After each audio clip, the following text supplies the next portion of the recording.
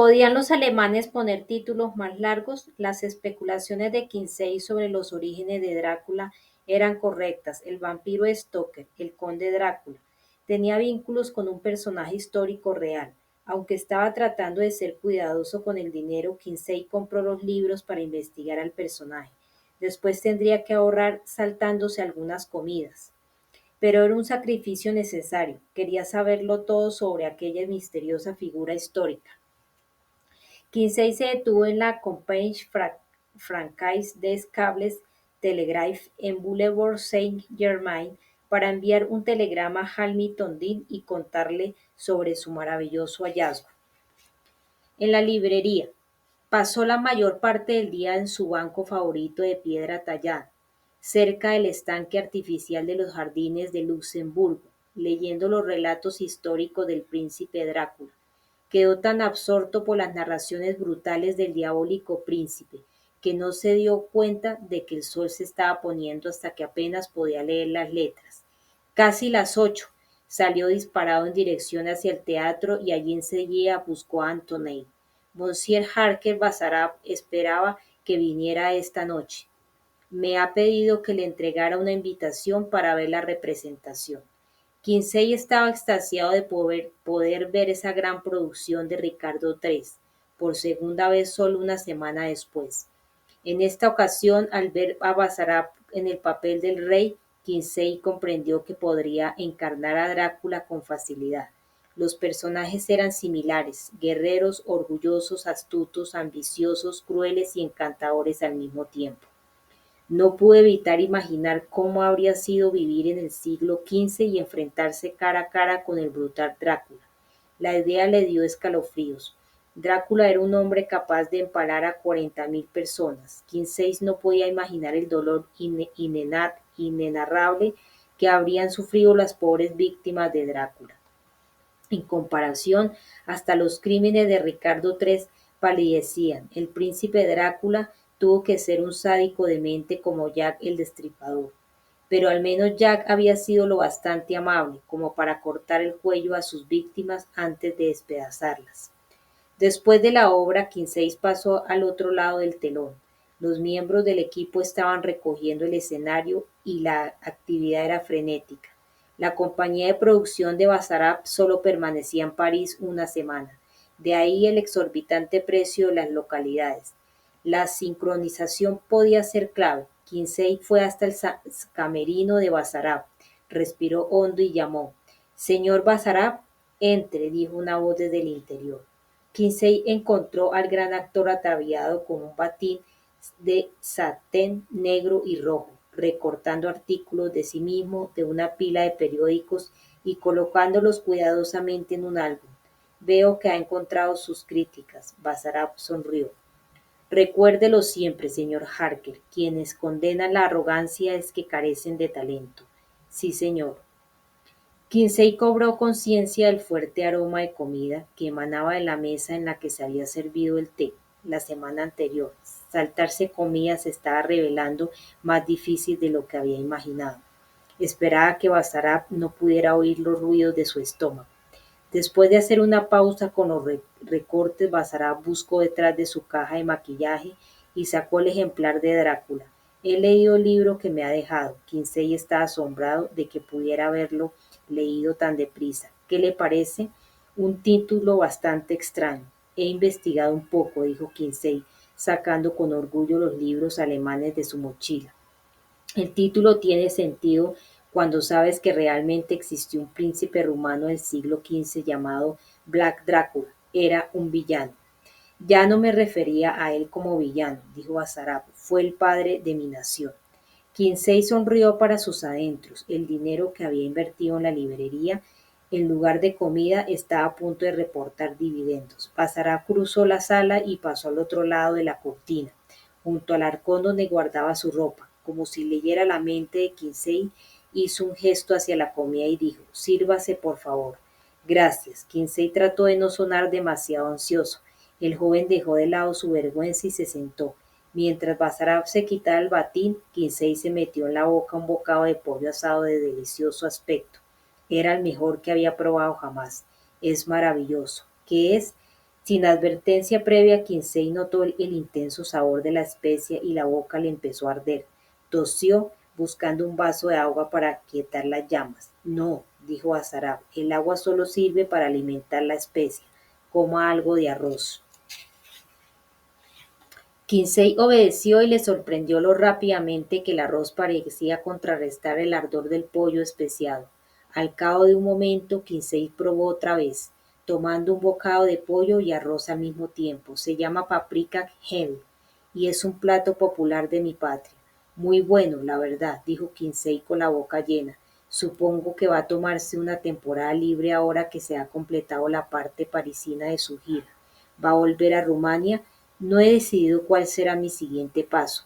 Tengo una buena oferta para llevar la producción a un teatro de Madrid. Por el momento no he aceptado.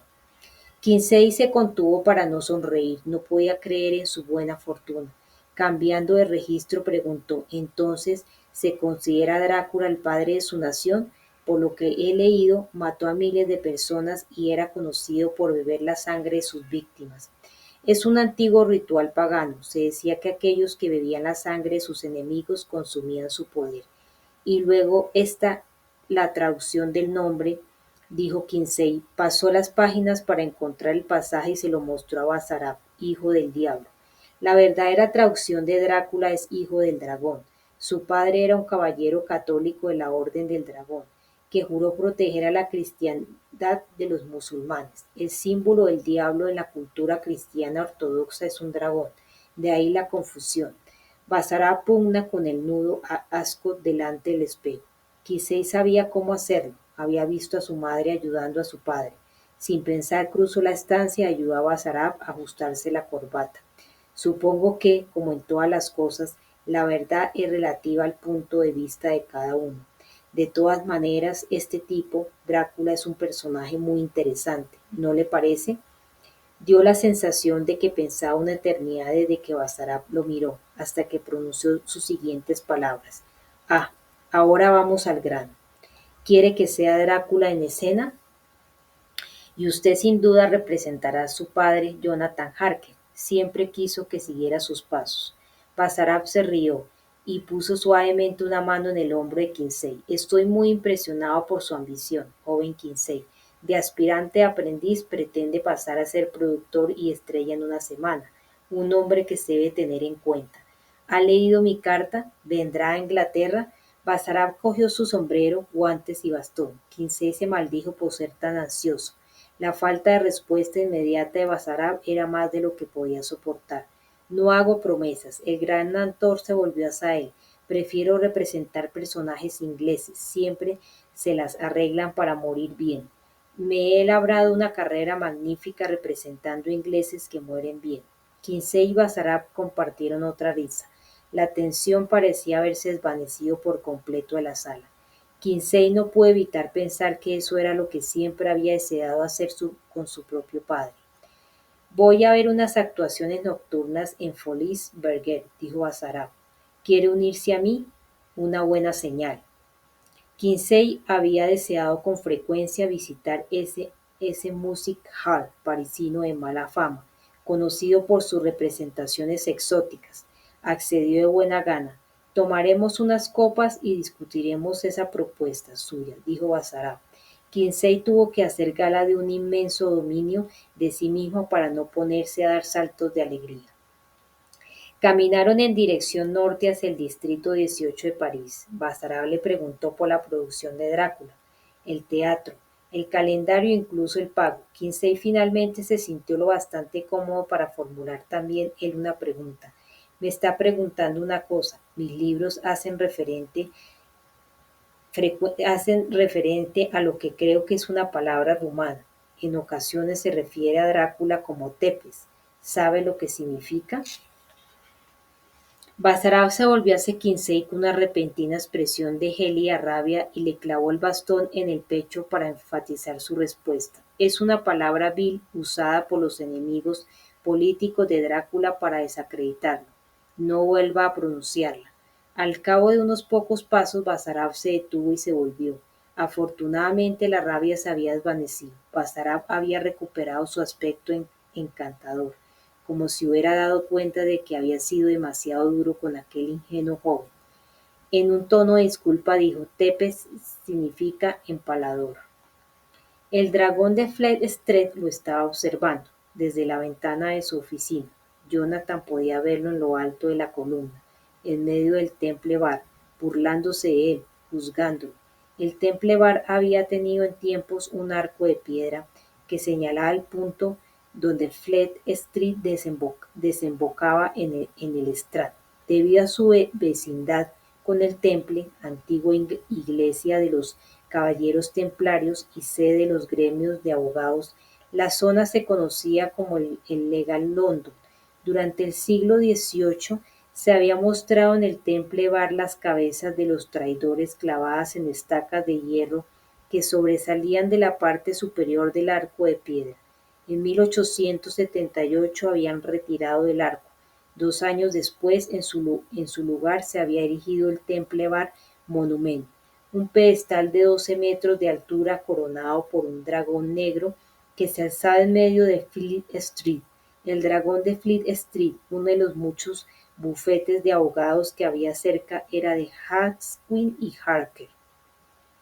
La muerte de Jack Sedgwick había despejado a Jonathan lo suficiente aquella mañana para volver otra vez a Londres. Pasó un par de días en la oficina tratando de organizar el necesario papeleo en relación con las últimas voluntades de Jack.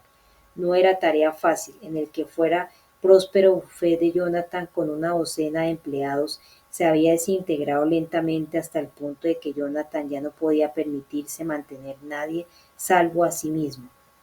Ni siquiera habría podido mantener una oficina en Fleet Street si Peter Hawkins no hubiera comprado el edificio en la década de 1870. Resultaba irónico que los bufetes de la competencia que alquilaban las otras plantas proporcionaran los únicos ingresos fiables del negocio de Jonathan para lograr sobrevivir a la desalentadora tarea de organizar la vida disipada de Jack. Jonathan se tomó frecuentes descansos en el bar Money I Son, situado un poco más al este en Fleet Street. Tal vez estuviera perdiendo el tiempo arreglando los asuntos de Jack. Al fin y al cabo, no habían hablado desde hacía muchos años. A Jack se le había metido en su cerebro empapado de drogas que el demonio todavía podía seguir vivo y había pedido hablar con Mina. Jonathan lo había echado con cajas destempladas. Eso era lo último que necesitaba oír Mina. Jonathan siempre había supuesto que un día recibiría una carta de un nuevo abogado informándole que ya no era el albacea del testamento de Jack. Como esa carta nunca había aparecido, su deber como miembro del colegio de abogados era hacer cumplir el testamento de Jack. Al tercer día, Jonathan se despertó de un estupor alcohólico y descubrió que le habían entregado un telegrama en su oficina. Con los ojos nublados lo abrió y leyó que había un cambio en las últimas voluntades de Jack Sedgwick. El autor del telegrama aseguraba ser testigo de una modificación verbal por la que requería que lo enterraran en lugar de donar el cuerpo a la ciencia. Jonathan se sintió aliviado, porque nunca se había sentido cómodo con la petición original de Jack. El benefactor desconocido también había enviado dinero a Chill I. Co. Bankers, uno de los bancos privados más antiguos de Inglaterra, situado en el número 1 de Fleet Street. El telegrama también ordenaba a Jonathan que usara el dinero para repatriar el cadáver de Jack a Londres y costear los preparativos necesarios para el sepelio. El resto de la suma era destinado al pago por los servicios de Jonathan. No había prueba alguna de que este benefactor escribiera la verdad. Sin embargo, Jonathan creyó que era lo que tenía que hacer. El benefactor señalaba que Jack debía ser enterrado en el cementerio de Hampstead, al lado del mausoleo Westerna. Jack finalmente encontraría descanso eterno junto a la mujer que había amado. Jonathan no pudo menos que preguntarse quién sería ese benefactor y cómo Sedgwick lo habría conocido. Jonathan siempre se había sentido culpable por el modo en que había tratado a Jack la última vez que lo había visto. Debería haber intentado ayudarle, pero ver a su viejo amigo le inquietaba en gran medida. y no había actuado de un modo enteramente racional. Jack era otro recordatorio de su viaje a aquel infierno, de cual ninguno de ellos había regresado del todo.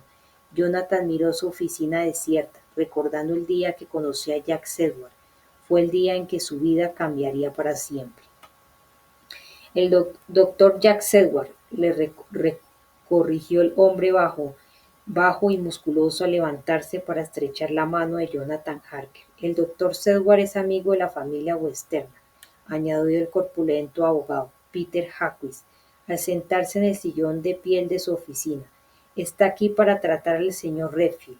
¿Qué le ha ocurrido exactamente a Redfield?, preguntó Jonathan. Sigue siendo un misterio, dijo Hawkins. Lo encontraron medio desnudo en un cementerio de Múnich.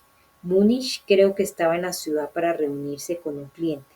Lo encontraron gritando en un rapto de histeria y entonando versos de las escrituras, añadió el doctor Sedgwick. El señor Renfield tenía la costumbre de citar la Biblia, dijo Jonathan.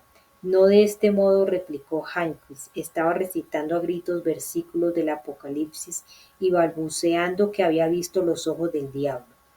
Cielo santo, ¿qué provocó semejante arrebato? No podemos saberlo con certeza hasta que lo tratemos en mi clínica de Whitby, respondió el doctor Sedgwick.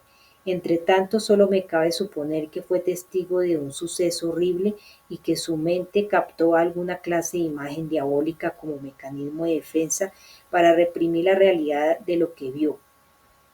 No se preocupe, tengo la mejor instalación de toda Inglaterra. Entretanto, señor Harker, dijo Hawkins, necesito que termine con los asuntos del señor Renfield. Yo, señor, soy solo un empleado. No sea modesto, no le favorece, dijo Hawkins, riendo. Ha sido más que un empleado en esta empresa desde hace tiempo. En el año que ha pasado con nosotros ha sido de utilidad, de valor incalculable en muchos casos, sobre todo en ese caso de las dos jovencitas. Ellas le deben sus vidas y la publicidad que rodeó el asunto ha generado mucho negocio. Su colaboración con ese señor Murray del Daily Telegraph fue obra de una mente legal magistral. Un gran abogado no solo ha de saber de leyes, sino también de política y de cómo manejar a la prensa. Jonathan sonrió. No sé qué decir, gracias. Sé la mejor manera de que puede darme las gracias. Después de que lo llamen al colegio cuando pase su examen el viernes. Y si suspendo el examen del colegio, dijo Jonathan, no me cabe duda de que aprobará. Y en cuanto apruebe, necesitaré que haga todo lo posible para ayudar al antiguo cliente, el señor Renfield. Es un príncipe de Europa Oriental, ¿sabe? Y tiene que completar la compra de unas propiedades aquí en Londres. No podemos permitirnos perder a un cliente como ese. Ha dicho un príncipe, señor Hawkins, dijo Sedgwick. A continuación se dirigió a Jonathan. Entonces creo que debo darle la enhorabuena, señor Harker. Era más de lo que Jonathan podía esperar. No veía el momento de ir a contárselo a su prometida Mina. Ella estaba trabajando al otro lado de la calle, en la redacción del Daily Telegraph. En cuanto pudiera salir, iría corriendo a buscarla y la llevaría a comer para celebrarlo. Era una ocasión memorable. Conocer a ese príncipe podía cambiar sus vidas para siempre. Aquí están los papeles necesarios que debe llevar consigo, dijo Hawkins, entregándole a Jonathan una carpeta de cuero. El resto ya ha sido enviado por correo al príncipe. Dicho esto, Hawkins le dio unas palmaditas en el hombro a Jonathan y volvió al escritorio a buscar un cigarrillo. Ni qué decir tiene, señor Harker, dijo Sedgwick al salir a Fleet Street al cabo de un momento, que me sentiría muy honrado si viniera esta noche a cenar a mi casa. Sería para mí de gran ayuda que me permitiera abusar de usted para que me hable de cómo el señor Renfield, antes de las crisis, y cómo se trata de una ocasión tan memorable para usted, descorcharé el mejor champán de mi bodega y lo celebraremos.